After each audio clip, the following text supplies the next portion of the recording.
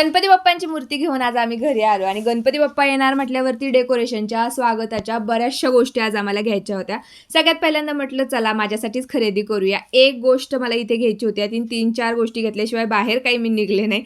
सगळ्या बायकांचं हे असंच असतं आणि त्यानंतर म्हटलं चला डेकोरेशनच्या गोष्टी आधी घेऊया, त्यानंतर आपली मूर्ती सिलेक्ट करता येईल.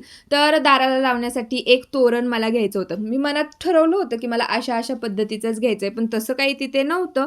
जे मिळालं ते घेतलं. आता इथे 2-4 गोष्टी घेतल्यानंतर म्हटलं चला आपले बाप्पा घेऊयात. ह्यांना चॉईस करणं काही अवघड गोष्ट नाहीये, कारण सगळ्याच मूर्त्या खूप गोड असतात. त्यातली मी माझी मूर्ती घेतली आणि घरी येताना त्याला रुमालाने कव्हर केलं. त्या दिवशी गणपती बाप्पांची स्थापना असते, त्या दिवशी खूप जास्त गडबड असते. पूजा करायची, सगळं साहित्य काढायचं, त्यामुळे आधीच मी मूर्ती आणून ठेवत असते.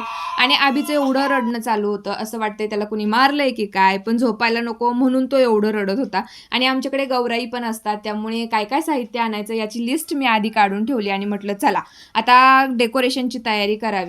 तर या 2 साड्या मी काढल्या होत्या. एक मला टिपॉयला लावायची आहे आणि एक लावायची आहे चौरंगाला. इतर वेळेस भिंतींचा कलर कितीही आपण जपला ना तरी डबल टेप लावल्याशिवाय हे डेकोरेशन काही कंप्लीट होत नाही. तर असं काही केलंय मी माझ्या गणपती बाप्पाचं डेकोरेशन. चला बाय.